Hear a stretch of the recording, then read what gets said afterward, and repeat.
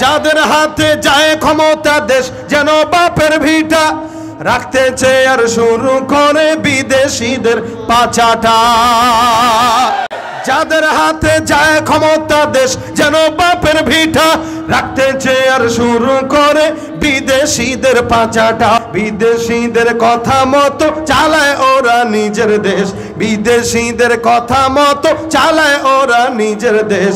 দেখতে দেখতে গোল্লায় গেল আমার সোনার বাংলাদেশ। এতটুকু দেখতে দেখতে গোল্লায় গেল, দেখতে দেখতে গোল্লায় গেল। একে একে শেষ করেছি সবার দেখা হইল শেষ, দেখতে দেখতে গোল্লায় গেল আমার সোনার, দেখতে দেখতে গোল্লায় গেল আমার সোনার। কেউ দিল না সবাই নিল আমরা যে কলুর বলদ, সারা বছর নেয় না খবর নির্বাচনে খুব দরদ। কেউ দিল না সবাই নিল আমরা যে কলুর বলদ, সারা বছর নেয় না খবর নির্বাচনে খুব দরদ। নির্বাচনের আগে নেতা ধরে কত রকম বেশ, নির্বাচনের আগে নেতা ধরে কত রকম বেশ। দেখতে দেখতে গোল্লায় গেল, দেখতে দেখতে গোল্লায় গেল। নবী বলেছেন শেষ জামানায় এগুলাই হবে, মূর্খদের দখলে চলে যাবে, মূর্খদেরকে মানুষ সার সার করবে।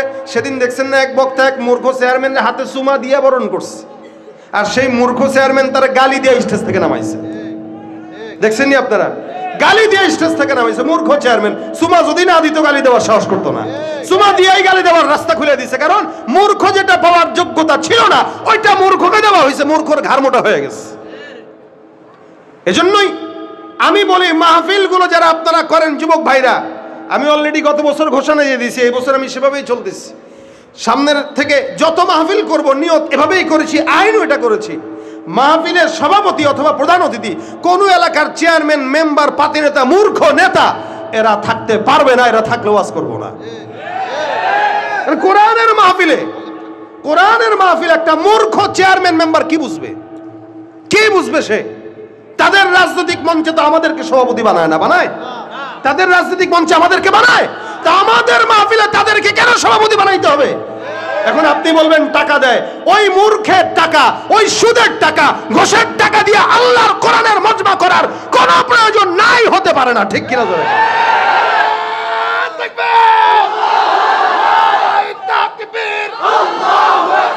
আল কোরআনের আলো, ইসলামের শত্রুরা নারায়ে তাকবীর, আলেমুল আমার শত্রুরা নারায়ে তাকবীর। رفيع الذكر مطاع الأمر جلي البرهان، ونشهد أن لا إله إلا الله وحده لا شريك له، ونشهد أن سيدنا ومولانا محمدًا عبده ورسوله صلى الله عليه وعلى آله وأصحابه وبارك وسلم تسليمًا كثيرًا كثيرًا. أما بعد فأعوذ بالله من الشيطان الرجيم. بسم الله الرحمن الرحيم. إن الله يحب التوابين ويحب المتطهرين. صدق الله مولانا العظيم وصدق رسوله النبي الكريم.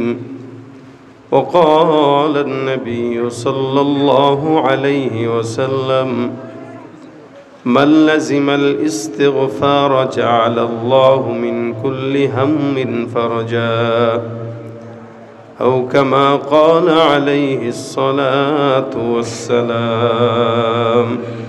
সকলে জবান খুলে দুরূদ শরীফ পড়ি। আল্লাহুম্মা সাল্লি আলা মুহাম্মাদিন ওয়া আলা আলি মুহাম্মাদ কামা সাল্লাইতা আলা ইব্রাহিম ওয়া আলা আলি ইব্রাহিম إنك حميد مجيد اللهم بارك على محمد وعلى آل محمد كما باركت على إبراهيم وعلى آل إبراهيم إنك حميد مجيد زبان كل ذكر قولي لا إله إلا الله لا إله إلا الله لا إله جري لا إله إلا الله لا إله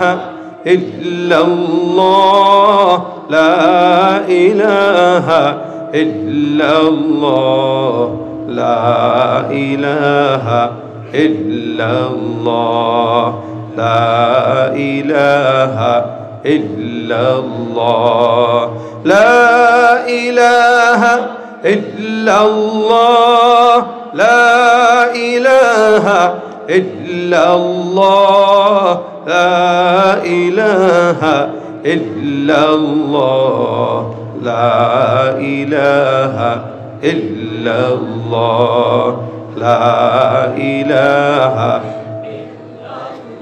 لا إله إلا الله محمد رسول الله صلى الله عليه وسلم আলহামদুলিল্লাহ আল করিম ইসলামী পাঠাগার ও যুব সমাজের উদ্যোগে 22তম তাফসীরুল কোরআন মাহফিলের আজকের শেষ অধিবেশনে আল্লাহ পাক আমাদেরকে একত্রিত হয়ে আসার বসার তৌফিক দিয়েছেন। কালিমাতুশ শুকর আদায় করি, সকলে বলি আলহামদুলিল্লাহ। দীর্ঘ সময় আপনারা বিভিন্ন উলামা ইকরামদের জবান থেকে নসিহা শুনছিলেন। আমি আপনাদের সামনে মুখতাসার সময়, একদমই অল্প সময়, যেহেতু রাত অনেক, সকালবেলা আপনাদের ব্যস্ততা আছে, কার্যক্রম আছে, এই জন্য সংক্ষেপ সময়ে 2-4টা কথা বলে শেষ করে দিব।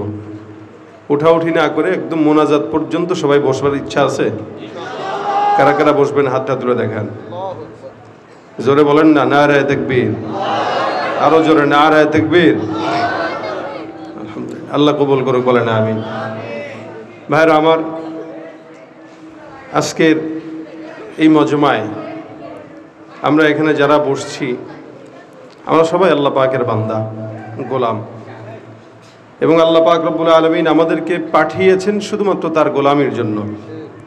এটা আমি যেরকম জানি আপনারাও জানেন। জানেন কিনা? সবাই জানেন। এমন কেউ নাই যে জানে না যে আল্লাহ পাক কেন পাঠাইছেন। এটা স্পষ্ট আল্লাহ পাক বলেই দিয়েছেন, আমি তোমাদেরকে প্রেরণ করি নাই, তবে হ্যাঁ, শুধু ইবাদতের জন্যই করেছি। মা খালাকতুল জিন্না ওয়াল ইনসা ইল্লা লিয়াবুদুন। তোমাদেরকে প্রেরণ করার অন্যতম কারণ ইবাদত। ইবাদত কি শুধু নামাজ আদায় করা? কি বলেন? সব ঘুমাইতেছে, খুব আপনারা ক্লান্ত হয়ে গেছেন। রাত 11:30টার বেশি বাজতে চললো। অনেকক্ষণ ধরে শুনতেছেন, ক্লান্তি চলে আসছে নাকি? সজাগ আছেন? তাহলে বলেন, নামাজ পড়াই কি শুধু ইবাদত? না। শুধু সেজদা দেওয়াটাই ইবাদত? শুধু জিকির করাটাই ইবাদত? না। মানুষ মনে করে তাহাজ্জুদ পড়লেই বুজুর্গ, মানুষ মনে করে পাগড়ি একটা লাগাইলেই বুজুর্গ, মানুষ মনে করে হাতটা নরম, হাতে তসবিহ আছে বুজুর্গ। কিন্তু না, বুজুর্গি শুধু নামাজ আর সেজদা আর তসবির মধ্যে না। ইবাদত হইল আল্লাহ পাক রব্বুল আলামিন দুনিয়াতে যে আমাদেরকে পাঠিয়েছেন, বালেগ হওয়ার পর থেকে, যখন থেকে শরিয়াতের হুকুম হাকাম আমার উপরে বর্তাইছে, তখন থেকে নিয়ে মৃত্যু পর্যন্ত প্রত্যেকটা পদক্ষেপে আল্লাহ আল্লাহ রসুলের হুকুম আহকাম মানার নামটা হলো গোলামি। আমাদের সমাজে মানুষ শুধু নামাজ আর মসজিদে যাওয়া, দান সৎকা করা, হজ করাকেই ইবাদত মনে করেছে, যার কারণে নামাজও পড়ে, ইবাদতও করে, আবার ওদিক দিয়ে সুদের টাকায় 5তলা বিল্ডিংও উঠায়। নামাজও পড়ে, আবার জনগণের টাকা চুরি করে ওপারে দাদা বাবুদের কাছে পাঠিয়ে দেয়। নামাজের গল্পও শুনি, আবার ওলামা একরামদের উপর অত্যাচারের নির্মম সাক্ষীও আমাদের বাংলাদেশের মানুষ হয়। তাহলে এই নামাজের কোনো গুরুত্ব আল্লাহ পাকের কাছে আছে? এটা কি ইবাদত না ভণ্ডামি? বলেন জোরে, ইবাদত না ভণ্ডামি? 70-80 রাকাত তাহাজ্জুদের গল্প শোনার পরেও ওই তাহাজ্জুদ গুজারওয়ালারাই রাতের আধারে জনগণের টাকা চুরি করে ওপারে পাঠিয়ে দেয়। কথা ঠিক কিনা? এটা গোলামি নয়। গোলামি হচ্ছে বান্দা বাজার করতে যাবে, এই বাজারে যাওয়াটাও এই নিয়তেই হবে যে আমি বাজার করে আমার বিবিকে খাওয়াবো, আমার বিবির উপরে আমার হক আছে, দায়িত্ব আছে, এই দায়িত্ব পালন করে আল্লাহকে সন্তুষ্ট করব। এ কারণে আমি বাজারে যাচ্ছি। আমার বাচ্চা খাবে, আমার মেয়ে খাবে, ছেলে খাবে, মা বাবাকে খাওয়াবো, খুশি হবে। আল্লাহ পাকের ইবাদতের নিয়তে কেউ বাজার করতে যাবে তো সেটা ইবাদত হবে। সুবহানাল্লাহ। আল্লাহ পাকের রেজামন্দির জন্য কেউ কাউকে মার দিবে, মার, এটা ইবাদত। অর্থাৎ মাদ্রাসায় আপনার সন্তান পড়ে, ওস্তাদ আপনার সন্তান পড়ালেখা না পারার কারণে 2টা প্রহার করছে, এই নিয়তে যে এই প্রহারটা যেন এই সন্তানের ভবিষ্যতের উন্নতি হয়, ওইটাও ইবাদত। আপনার সন্তানকে 2টা বকা দিল, বেয়াদবি করার কারণে 2টা প্রহার দিল, ওই প্রহারটাও ওস্তাদের জন্য ইবাদত। একটা মানুষ বাথরুমে ঢুকছে, ঢোকার আগে খালি নিয়ত করলো আর দোয়া পড়ে ফেললো, ওই দোয়া পড়ে বাথরুমে ঢোকাটাও তার জন্য ইবাদত। অর্থাৎ জীবনের পদক্ষেপ যতগুলো আছে প্রত্যেকটা পদক্ষেপে আল্লাহ আল্লাহ রাসূলের রেজামন্দি মোতাবেক চলাটার নামটাই হলো ইবাদত। আল্লাহ ওই ইবাদতের কথা বলছেন। রাজনীতি করার ক্ষেত্রেও কেউ যদি চিন্তা করে যে আমি রাজনীতি করতেছি, আমি এই নিয়তে করব যে এই সমাজের ভিতরে যত চোর আছে এই চোরদেরকে বিদায় করে আমরা সমাজে কোরআনের আইন প্রতিষ্ঠা করব, এই নিয়তে রাজনীতি যারা করে তাদের রাজনীতি ইবাদত। কিন্তু আমাদের দেশের অধিকাংশ মানুষ রাজনীতি করে শুধুমাত্র আঙুল ফুলে কলা গাছ হওয়ার জন্য, ঠিক কিনা? যার কারণে আগে যারা যায়, আগে যারা ছিল, পরে যারা আসে, এ বাংলাদেশের জনগণ 53 বছর ক্ষমতায় যাদেরকে দেখেছে, যারা এসেছে, যারা গিয়েছে, প্রত্যেকের হালত ছিল একটাই, যারা গিয়েছে তারাও চাঁদাবাজ ছিল, যারা এসেছে তারাও চাঁদাবাজ ছিল। হাত বদলিয়েছে, চাঁদাবাজ আর সন্ত্রাস বদলায় নাই, ঠিক কিনা? এজন্য চাঁদাবাজ বদলায় না, হাত বদল হয়, চাঁদাবাজ আগের মতোই থাকে। দেশের টাকা অপরে পাচার হয় কেন? যারা রাজনীতি করছে এরা আল্লাহর জন্য করে না, এরা সমাজ প্রতিষ্ঠার জন্য করে না, ইসলাম প্রতিষ্ঠার জন্য করে না, এরা নিজের পকেট ভরে আঙুল ফুলে কলা গাছ হওয়ার জন্য করে, আর এই টাকা দাদা বাবুদের কাছে পাঠিয়ে তাদেরকে খুশি করার জন্য করে। কথা বলেন ঠিক কিনা? যাদের হাতে যায় ক্ষমতা, দেশ যেন বাপের ভিটা, রাখতে চেয়ে আর শুরু করে বিদেশিদের পাচাটা। যাদের হাতে যায় ক্ষমতা, দেশ যেন বাপের ভিটা, রাখতে চেয়ে আর শুরু করে বিদেশিদের পাচাটা। বিদেশিদের কথা মতো চালায় ওরা নিজের দেশ, বিদেশিদের কথা মতো চালায় ওরা নিজের দেশ। দেখতে দেখতে গোল্লায় গেল আমার সোনার বাংলাদেশ।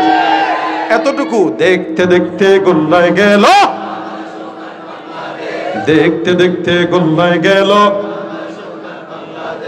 একে একে শেষ করেছি সবার দেখা হইল শেষ। দেখতে দেখতে গোল্লায় গেল আমার সোনার, দেখতে দেখতে গোল্লায় গেল আমার সোনার। কেউ দিল না সবাই নিল, আমরা যে কলুর বলদ, সারা বছর নেয় না খবর, নির্বাচনে খুব দরদ। কেউ দিল না সবাই নিল, আমরা যে কলুর বলদ, সারা বছর নেয় না খবর, নির্বাচনে খুব দরদ।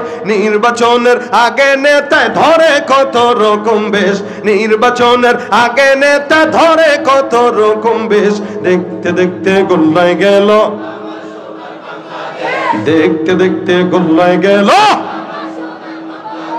মুসলমানের দেশটা মোদের আছে খাতা কলমে, দোষের দোষী যে বাজারে শাস্তি পায় যে আলেমে। মুসলমানের দেশটা মোদের আছে খাতা কলমে, দোষের দোষী যে বাজারে শাস্তি পায় যে আলেমে। ওরা ইসলাম বেচে ক্ষমতাটা পাকাপোক্ত করে বেশ, ইসলাম বেচে ক্ষমতাটা পাকাপোক্ত করে বেশ। দেখতে দেখতে বাংলাদেশ দেখতে দেখতে গোল্লায় গেল একে একে শেষ করেছি সবার দেখা হইল শেষ দেখতে দেখতে গোল্লায় গেল আমার সোনার দেখতে দেখতে গোল্লায় গেল রাগ করছেন কি কেউ রাগ করছেন আবারও তারা আসবে ভোট চাওয়ার জন্য যারা বারবার আমাদের কাছে আসে ধোঁকা দিতে তাদের রাজনীতি ইবাদতের জন্য না পকেট ভারীর জন্য একটা মুমিন যে নিজেকে আল্লাহর বান্দা দাবি করে গোলাম দাবি করে সে রাজনীতি করলেও সেটা আল্লাহর জন্য করবে ইসলাম প্রতিষ্ঠার জন্য করবে এজন্য সব যুবকদেরকে বলে যাই আগামীর বাংলাদেশ যেই সময় চলছে ইসলামের বাংলাদেশ গঠন করার এখনই মুখ্যম সময় এখন যদি ইসলামের দেশ গঠন করা না যায় মনে রাখবেন সারা জিন্দেগি পস্তাবেন ইসলামী দেশ গঠন করা তো সহজ নয় এখানে প্রত্যেকটা যুবককে ডাক দেই আপনি আপনার যেই দল করেন করেন আপনার দলের লিডার যদি ইসলামের বিরুদ্ধে যায় ওই দলকে লাঠি দিয়ে ভেঙে এসে আপনি ইসলামী দলে যোগদান করেন প্রত্যেকটা যুবকদের দায়িত্ব এটা কারণ আমরা যা করব আল্লাহর জন্য যা করব ইসলামের জন্য যা করব নবীর জন্য আল্লাহর সন্তুষ্টি নবীর তরিকায় যে কোনো কাজ যখন হয় ওটাই হয় ইবাদত কি হয় ইবাদত হয় শুধুমাত্র নামাজ রোজা হজ যাকাত এগুলো ইবাদত না শুধুমাত্র সিজদা করা ইবাদত না একটা মানুষ জীবনের প্রতিটা পদক্ষেপে যা করবে সব ইবাদত হবে যদি তার নিয়তটা সহি থাকে আল্লাহ পাক আমাদেরকে পাঠাইছেন কেন বলেন না ইবাদত মা খালাকতুল জিন্না ওয়াল ইনসা ইল্লা লিয়াবুদুন সারা দুনিয়ার সমস্ত বান্দাদেরকে আল্লাহ পাক রব্বুল আলামিন ইবাদতের জন্য প্রেরণ করলেন ইবাদত করতে যে কখনো কখনো বান্দা ভালো কাজের মাঝখানে খারাপ ওয়াসওয়াসায় পড়ে দুষ্ট কাজও করে ফেলে শয়তান বান্দার চতুর্দিকে এমন করে বান্দাকে ঘেরাও করে রাখলো যার কারণে আল্লাহ পাক রব্বুল আলামিন কোরআনের মধ্যে বলেন শয়তান আল্লাহর কাছে ওয়াদাবদ্ধ হয়ে কয় ক্বালা ফাবিইজ্জাতিকা লা উগওয়িয়ান্নাহুম আজমাইন আল্লাহ পাক রব্বুল আলামিনকে শয়তান ডাক দেয়া কয় তোমার জাতের কসম করে বললাম মালিক এই সমস্ত বান্দাদেরকে যতক্ষণ পর্যন্ত গোমরা না করব ততক্ষণ পর্যন্ত আমি থামবো না তবে এই সব বান্দাদের মধ্যে একমাত্র যারা মুখলিস একমাত্র যারা মুত্তাকি একমাত্র যারা ঈমানদার এই সমস্ত বান্দাদেরকে কিয়ামত পর্যন্ত ধোঁকা দেওয়ার চেষ্টা করলেও আমি শয়তান সফল হব না এখন দেখেন তো আমরা কতটুকু শয়তান থেকে বাঁচতে পারি তার মানে শয়তান তার ওয়াদা অনুযায়ী আপনাকে আমাকে প্রতিনিয়ত ধোঁকা দিয়ে যাচ্ছে আমরা বাঁচার মতো অবস্থা আমাদের নাই যোগ্যতাও নাই এইজন্য আল্লাহ পাক রব্বুল আলামিন বলে শয়তানের কাজ সুম্মা লাআতিয়ান্নাহুম মিন বাইনি আইদিহিম ওয়া মিন খালফিহিম ওয়া আন আইমানিহিম ওয়া আন শামাইলিহিম ওয়া লা তাজিদু আকসারাহুম শাকিরিন আল্লাহ পাক রব্বুল আলামিন বলেন শয়তান যখন বান্দার কাছে আসে ডান দিক থেকে বাম দিক থেকে সামনে থেকে পিছন থেকে উপর নিচ সব জায়গা থেকে শয়তান বান্দাকে ঘেরাও করে রাখে এমন ভাবে ঘেরাও করে রাখে শয়তানের ওয়াসওয়াসা থেকে বান্দার জন্য বাঁচার মতো কোনো রাস্তা থাকে না এমন ভাবে আসে বলেন নেক্সট সূরাতে শয়তান বান্দার কাছে আসে যেমন আমাদের দেশে নারীদের দিকে যদি নজর দেন দেখবেন এখন বর্তমানে অধিকাংশ নারীরা বোরকা পরলেও বোরকার মধ্যেও মনে হয় হাজার শয়তান লুকায়িত থাকে কিভাবে এমন কোয়ালিটির বোরকা পরে যেই বোরকা পরলে যুবকদের নজর আরো বেশি যায় এক সময় আমরা আমাদের গ্রামের মা বোনদেরকে দেখতাম বোরকার মধ্যে সেলাই থাকতো 20টা তালি থাকতো তালি এমন নরমাল কাপড় দিয়ে বোরকা পরতো যেই বোরকার কারণে মানুষ তার দিকে নজর দিতে রুচি বাড়ত যাহারে এরকম ফকিন্নির দিকে আবার কেমন নজর দেয় কিন্তু তলা হাতায় দেখলে দেখা যায় এটা ওই এলাকার কোনো ভালো একটা মানুষের স্ত্রী অথবা মেয়ে এই মেয়েটা শুধুমাত্র উপরের যেই পোশাকটা আছে পোশাকটা নরমাল পরার কারণে মানুষ তার সৌন্দর্য একদম কল্পনাও করতে পারে না কেমন হতে পারে এক সময় গ্রামগঞ্জে যখন আমরা যেতাম আমরা আমাদের মা বোনদেরকে নজর দেওয়া যদি দেখতাম এলাকায় কোনো মা বোন যদি রাস্তায় বের হতো কোনো পরপুরুষ যদি সামনেও চলে আসতো আমাদের মা বোনরা তাদেরকে দেখার সঙ্গে সঙ্গে ঘোমটাটা এই পর্যন্ত টেনে দিয়ে কোনো বিল্ডিং এর আড়ালে যেয়ে লুকিয়ে যেত কি আপনাদের এই জায়গায় এখনো আসেনি হ্যাঁ কিছু কিছু আছে কিছু কিছু আছে। তবে এরা কারা? এরা সব মুরব্বীরাই, জোয়ানদেরকে পাবেন না। তবে আগে বেশি পাওয়া যেত না কম পাওয়া যেত? আজ থেকে 30 বছর আগে রাস্তাঘাটে কোনো নারী দেখা যেত না, মার্কেট তো দূরের কথা, চাটখিল বাজারে নারী খুঁজলেও পাওয়া যেত না। কে আসতো? বলে পুরুষ আসতো, শাড়ি যেটা কিনে দিছে ওটাই পছন্দ করত। আর এখন বউদের জন্য যদি স্বামীরা শাড়ি কিনে নিয়ে যায় পছন্দ করে গিফট দেওয়ার জন্য, শাড়ি দেখার সাথে সাথে বউ নাকটা বেসকে দিয়া কয় আপনার রুচিতে মনে হয় কুত্তায় হাঁকছে। হয় না? এটা আজীব অবস্থা। এক সময় আমাদের মাদেরকে আমাদের বাবারা যাই দিল তাই পড়তো, এখন আর না যা দেয় তাই পড়ে না। বিবি নিজে যায়, শালিরে নিয়ে যায়, বোনরে নিয়ে যায়, অমুকরে নিয়ে যায়, তমুকরে নিয়ে যায়, যায় মার্কেটে করে। আর মার্কেটের শাড়িওয়ালা দোকানদার কয় ভাবি আসছে তাড়াতাড়ি চা দে। চা দেওয়ার নাম দিয়ে শুরু হয় প্রীতি, ওইটা বিছানা পর্যন্ত করা হয়। ঠিক কিনা ভাইরা আমার? এক সময় মা বোনদেরকে দেখতাম পরপুরুষ দেখলে গাছের আড়ালে যায় লুকাইতো, বাজার কি বলে বিল্ডিং এর আড়ালে যায় লুকাইতো। আর এখন মা বোনদেরকে যখন কোনো পরপুরুষ দেখে, মা বোন যখন পরপুরুষের সামনে পড়ে লুকাবে তো দূরের কথা, যদি ওড়নাটা বুকের মধ্যেও থাকে ওইটাকে সরায় দিয়ে একটা নজর দেখায়া দেয়। আর এই নারীরাই ঢাকার চত্বরে যায় জায়গায় জায়গায় দাঁড়ায়া সুন্দর করে বিলবোর্ড টাঙায়া ফেস্টুন টাঙায় টাঙায় বলে আমাদেরকে আমাদের যৌন স্বাধীনতা দেওয়া হোক, নাউযুবিল্লাহ। লেখা রাখে পেট আমার, সিদ্ধান্ত আমার, আমি কার থেকে কি নেব না নেব এটা আমার সিদ্ধান্ত। আস্তে কোন নাউযুবিল্লাহ। এই কথা যৌন স্বাধীনতা দাও, এই কথা কোন মানুষ তো দূরের কথা, এটা কুকুর আর শুয়োরের কথা হতে পারে, মানুষের কথা হতে পারে না যে কথা বলে। আর যদি বাংলাদেশে আপনারা যাদেরকে দেখছেন স্বাধীনতার নাম দিয়ে চত্বরে চত্বরে দাঁড়িয়ে দাঁড়িয়ে যৌন স্বাধীনতা চায়, এদের এই বাংলাদেশে থাকার যোগ্যতা নাই। এদের চলে যাওয়া দরকার পশ্চিমা দেশগুলোতে, এদের চলে যাওয়া দরকার দৌলত দিয়ে পারের ঘাটে, যেখানে পতিতাবৃত্ত হয়। ঠিক কিনা জোরে কর? একমাত্র যারা দেহ বিক্রি করে খায় তাদের কথা এগুলো হতে পারে, তাদের কথা ছাড়া কোনো সভ্য মানুষের কথা এটা হতে পারে না। নিজের যৌবন কাকে দিবে এটা স্বাধীনতা চাচ্ছে, কে দিছে তোকে এই কথা বলার? বাংলাদেশ মুসলমানের দেশে এই সমস্ত কথা বলার স্বাধীনতা তাদেরকে কে দেয়? এরপরে কয় আমরা স্বাধীন দেশে বসবাস করি। জুলাইয়ের স্বাধীনতা এখন আমাদেরকে স্বাধীনতা দেয় নাই, সে ন্যাংটা হওয়ার স্বাধীনতা চাবে আর আমরা তাদেরকে স্বাধীনতা দিয়ে দিব। অবস্থা এরকম হয়ে গেছে। পাগল ল্যাংটা থাকবে, আর আপনি যদি বলেন এই তুমি ল্যাংটা কেন, উলঙ্গ কেন, পাগল বলবে আপনি পাগল, আমি ঠিক আছি। মানে সে উলঙ্গ থাকবে, এটা দোষের না, আমি দেখলাম কেন, আপনার নজরের দোষ আর অন্তরের দোষ। আজীব অবস্থা।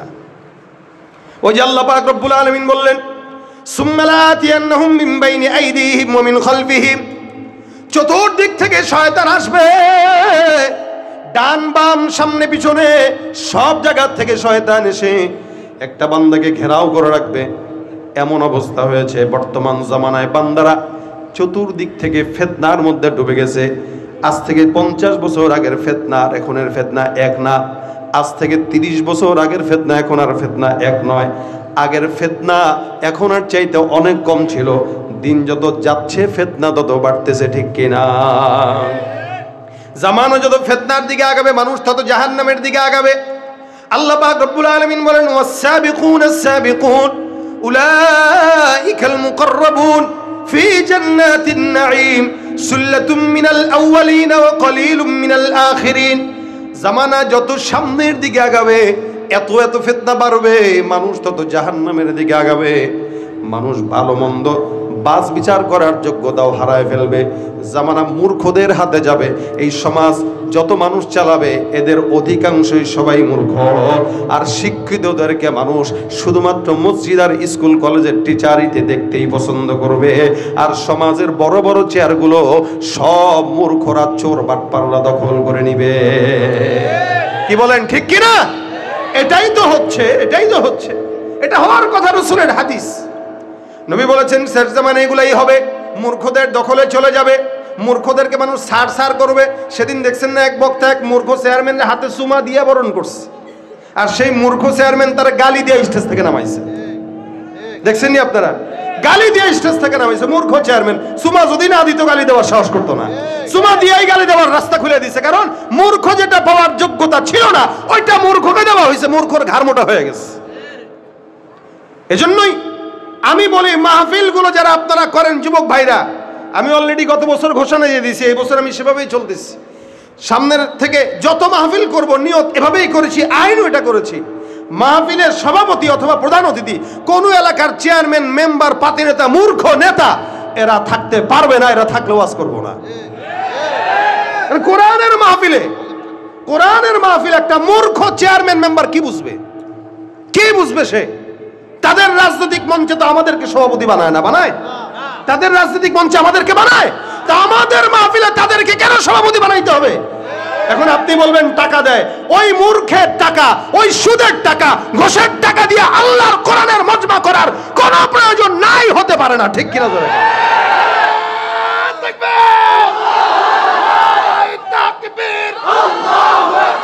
আল কোরআনের আলো,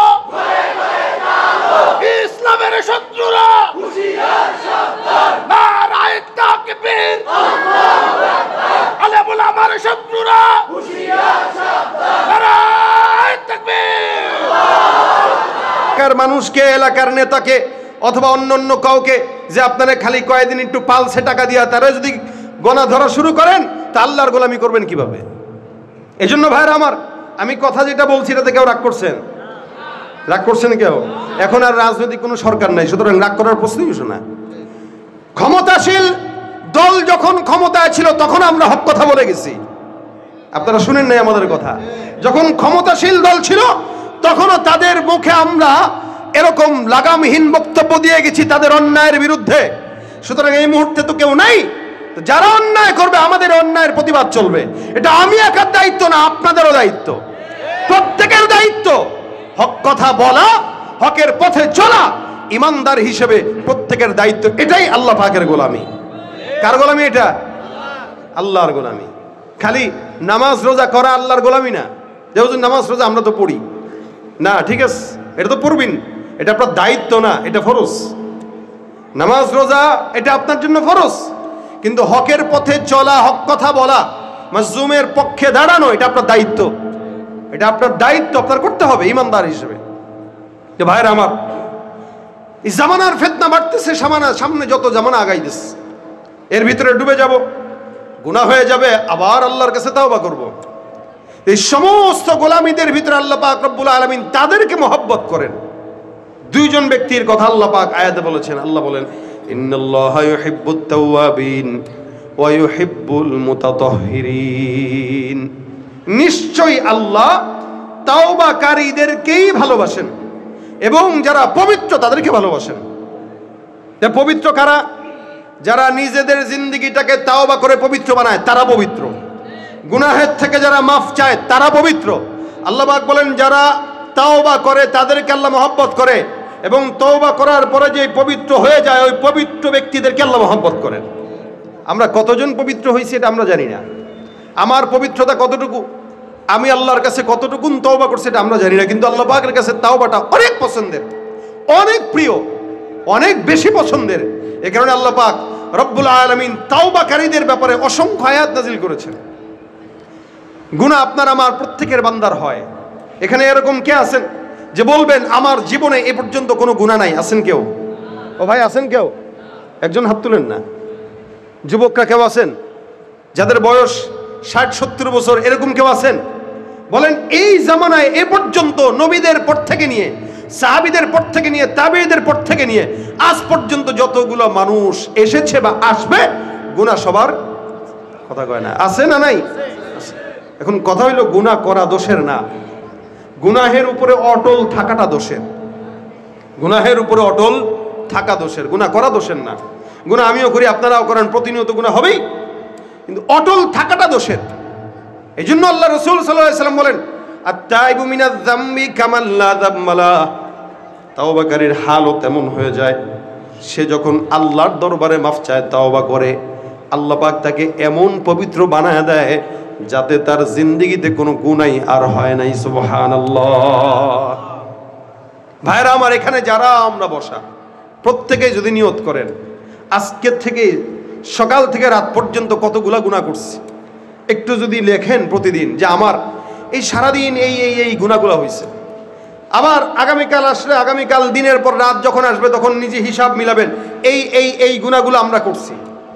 এভাবে যদি কেউ একটু গুনাহগুলো নিয়ম মাফিক লেখে আর নিয়ত করে যে আজকে 100 গুনার ভিতরে আমি 2টা গুনাহ ছেড়ে দিব, 5টা গুনাহ ছেড়ে দিব, 10টা গুনাহ ছেড়ে দিব, আর যদি ওই মাফিক কাজ করে আশা করা যায় ইনশাল্লাহ একদিন না একদিন তার গুনাহ কমতে কমতে জিরোর খাতায় নেমে আসবে।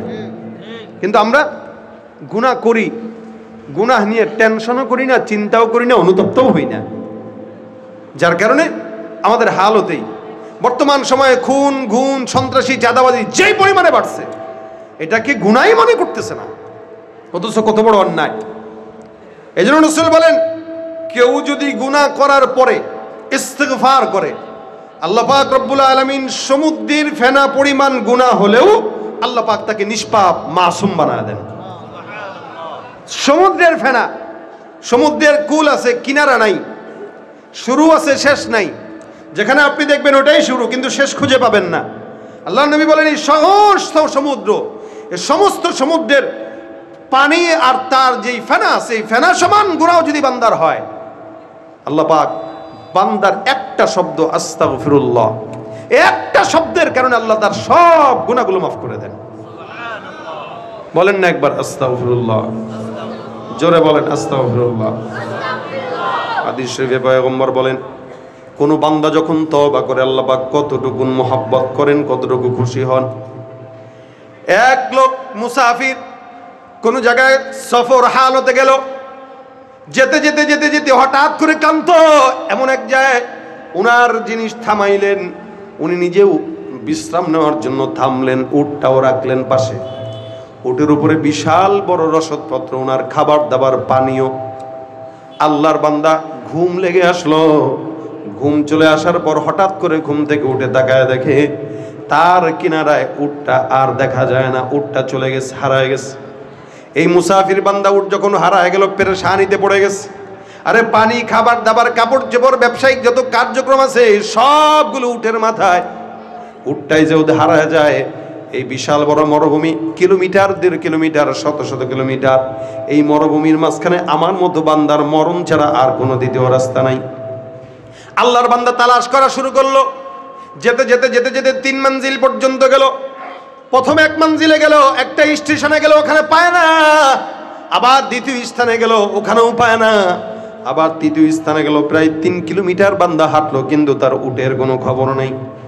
বান্দা হতাশ হয়ে আবার আগের জায়গায় গাছের কিনারায় এসে শুয়ে পড়লো, আর মনে মনে কইল আল্লাহ, আমার যে উটটা হারায় গেছে মালিক, এই মুহূর্তে আমার আর মরণ ছাড়া দ্বিতীয় কোনো রাস্তা নাই। মালিকের কাছে হতাশাগ্রস্ত হয়ে আল্লাহর কাছে ইমানের মৃত্যু চেয়ে বান্দা আবার বিশ্রাম নেওয়া শুরু করলো। এমন হতাশ হয়ে গেল জীবন থেকে, আর মনে হয় তার এমন কষ্ট আর দুঃখ, এমন যাতনা, যেই যাতনার কোনো শেষ নাই। মত নিজের চোখে নিজে এখন দেখবে। বান্দা কিছুক্ষণ পর তাকায় দেখে ওই যে এতক্ষণ তালাশ করলাম, 3 মাইল পর্যন্ত গেলাম, নিজের উটটা তালাশ করে পেলাম না।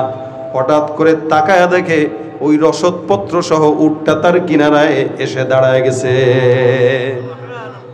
আরে ব্যাপারটা কি বুঝলাম না, এত দূর পর্যন্ত খুঁজলাম, কোথাও পাইলাম না। মরণের জন্য প্রস্তুত নিলাম, মনে হয় একটু পরেই মরণ হয়ে যাবে। এত গরমের ভিতরে পানির পিপাসা লাগলো, ক্ষুধাও লাগলো। আবার 3 কিলোমিটার 3 কিলোমিটার 6 কিলোমিটার হাঁটলাম, একদম মৃত্যু নিশ্চিত জানার পর যখন দেখলাম উটটা পেলাম, বান্দা আনন্দের অতিশয্যে সুন্দর করে লাফ দিয়া বলা শুরু করলো, তুই আমার বান্দা, আমি তোর রব। এটা আনন্দের অতিশয্যে সে চিৎকার করে বলে ফেললো, আরে তুই তো আমার বান্দা, আমি তোর রব। নবী বলেন এটা সে এমন খুশি হয়েছে, খুশির ঠেলায় সে বিবেক হারায় আবেগে করা শুরু করে দিস। এটা তার গুনাহ হয় নাই, কারণ সে বেশি খুশি হয়ে গেছে। আল্লাহ নবী সাল্লাল্লাহু আলাইহি সাল্লাম বলেন এই যে বান্দাটা আনন্দ করলো, আনন্দের ঠেলায় আল্লাহকে গোলাম বানায় নিজের রব হয়ে গেল। পয়গম্বর বলেন কোন বান্দা যখন গুনাহ থেকে আল্লাহর দরবারে তওবা করে, আমার আল্লাহ এই বান্দাটা মৃত্যু নিশ্চিত জানার পর, ওই উট পাওয়ার পর যেমন খুশি হয়, আমার আল্লাহ পাক রব্বুল আলামিন বান্দা যখন তওবা করে তার চাইতেও কোটি কোটি গুণে বেশি খুশি হয়ে যায়। এ মুসলমান, এই জন্য প্রত্যেকটা দিন প্রত্যেকটা বান্দা মনে রাখবেন, নবী করিম সাল্লাল্লাহু আলাইহি ওয়াসাল্লাম প্রতিদিন 70 বারের বেশি ইস্তেগফার করতেন। আমরা তো এই সময়ে আছি, আমাদের জবানে অন্য কোনো আমল নাই।